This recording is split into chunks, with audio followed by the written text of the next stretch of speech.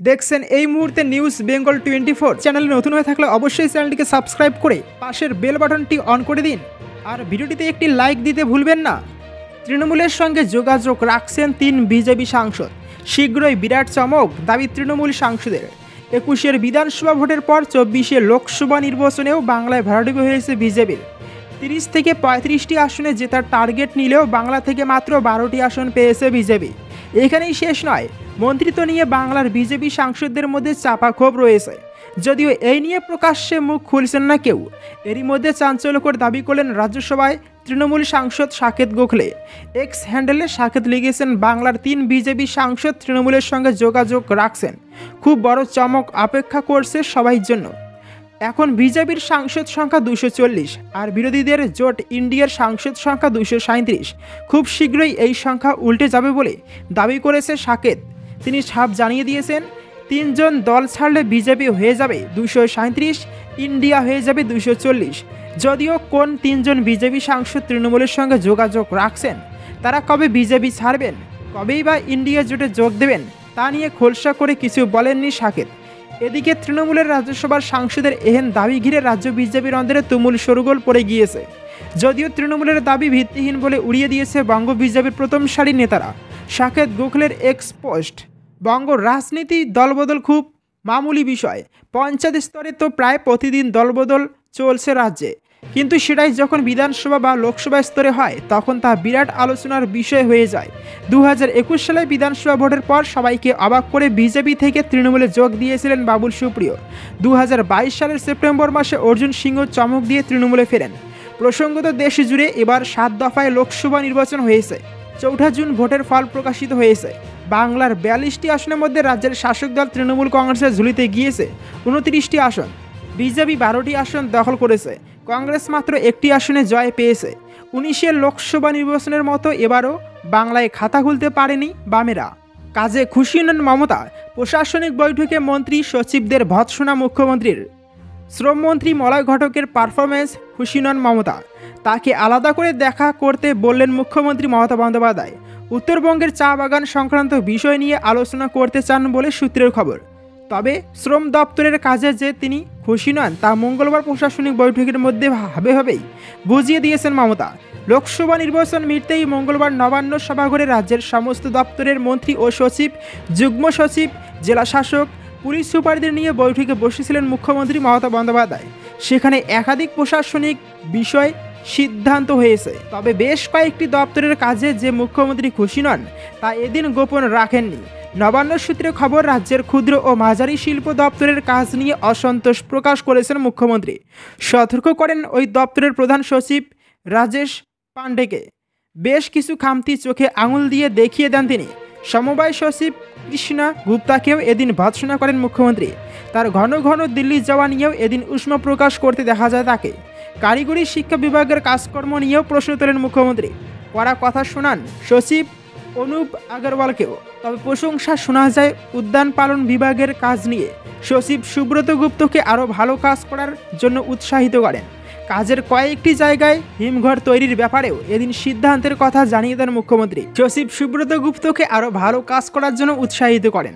রাজ্যের কয়েকটি জায়গায় হিমঘর তৈরির ব্যাপারেও এদিন সিদ্ধান্তের কথা জানিয়ে দেন মুখ্যমন্ত্রী। পেয়ারা, লিচুর মতো ফল সংরক্ষণের জন্য বারুইপুরের ফুলতলার পিয়ালি টাউনের হিমঘরের কাজ দ্রুত এগিয়ে নিয়ে যাওয়ার নির্দেশ দেন। এদিন পঞ্চায়েত দপ্তরের কাজ নিয়ে সন্তোষ প্রকাশ করেন মুখ্যমন্ত্রী।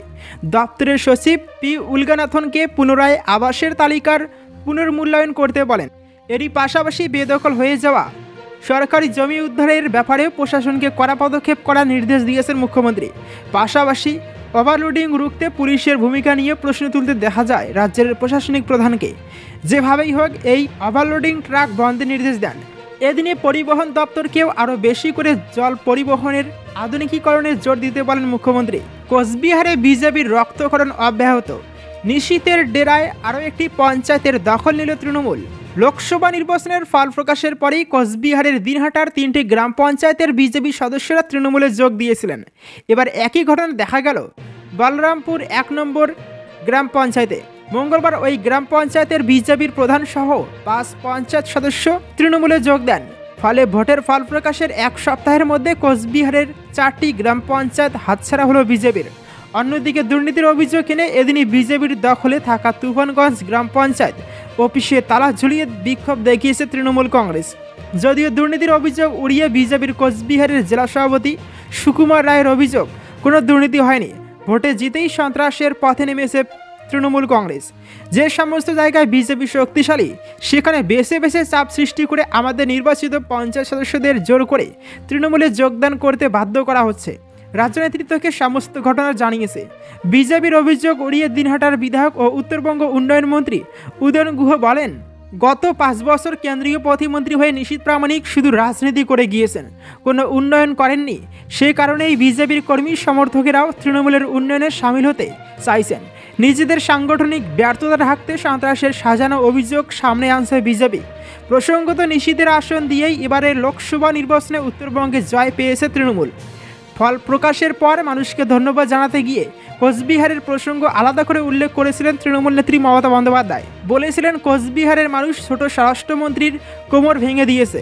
আগামী দিনে উত্তরবঙ্গ জুড়ে একই অবস্থা হবে বিজেপির। সূত্রের খবর, চলতি সপ্তাহে বিজেপির দখলে থাকা আরও 2টি গ্রাম পঞ্চায়েতের সদস্যরা তৃণমূলে যোগ দেন। স্বভাবতই দলের এই ধস নিশীথ প্রামাণিক বা বিজেপির জেলা নেতৃত্ব কীভাবে সামাল দেন বা আদৌ সামাল দিতে পারেন কিনা তা নিয়েও কৌতূহল রয়েছে রাজনৈতিক মহলে। রাতের ঘুম উড়ল শিক্ষকদের। শিক্ষা প্রতিমন্ত্রীর দায়িত্ব পেতেই চরম বার্তা সুকান্তর। তোলপাড় রাজ্য। বালুরঘাটের সাংসদ সুকান্ত মজুমদার এবার নয়া দায়িত্ব পেয়েছেন। মোদী সরকারের শিক্ষা মন্ত্রকের ডেপুটির আসনে আসীন হয়েছেন তিনি।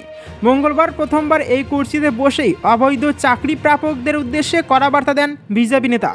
আজ না হোক কাল চাকরি তো যেতেই হবে, স্পষ্ট বলেন সুকান্ত মজুমদার। সাদা কাপড়ে মোড়া আসন, পাশে রয়েছে তেরেঙ্গা, পিছনে রাষ্ট্রপতি দ্রৌপদী মুর্মু এবং প্রধানমন্ত্রী নরেন্দ্র মোদীর ছবি। ধবধবে সাদা পাঞ্জাবি পরে এদিন শিক্ষা প্রতিমন্ত্রীর দায়িত্ব গ্রহণ করেন সুকান্ত। কেন্দ্রীয় শিক্ষা প্রতিমন্ত্রী ধর্মেন্দ্র প্রধানের ডেপুটি হিসেবে কাজ করবেন তিনি। একদিকে পশ্চিমবঙ্গ যখন শিক্ষক নিয়োগ দুর্নীতি নিয়ে উত্তাল, তখন কেন্দ্রে শিক্ষা প্রতিমন্ত্রীর দায়িত্ব পেলেন বালুরঘাটের সাংসদ। শিক্ষা ডেপুটির পদে আসীন হওয়ার দিনই অবৈধ চাকরি প্রাপকদের কড়া বার্তা দেন সুকান্ত। বিজেপি নেতা বলেন, নিজেরা পরীক্ষা দিয়ে নিজের যোগ্যতায় যারা চাকরি পেয়েছেন তাদের কষ্টটা বুঝতে পারি, কারণ একদিন আমি নিজেও এসএসসি দিয়ে বছরখানেক একটি স্কুলে চাকরি করেছি। নিজেদের মেধা যোগ্যতার ভিত্তিতে যারা চাকরি পেয়েছেন তাদের পাশে আমরা রয়েছি।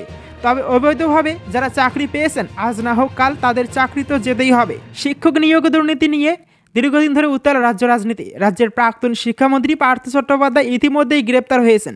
জেলের 4 দেওয়ালের মধ্যে জীবন কাটছে তার। বাংলার বহু শীর্ষ আমলারও নাম জড়িয়েছে এই মামলায়।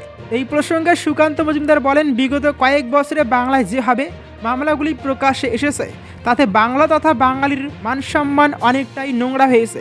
প্রাক্তন শিক্ষামন্ত্রী জেলবন্দি, উনি এবং আমি একসঙ্গে একই বিদ্যালয় থেকে পিএইচডিতে এনরোল করেছিলাম। এটা খুব একটা গর্বের নয়।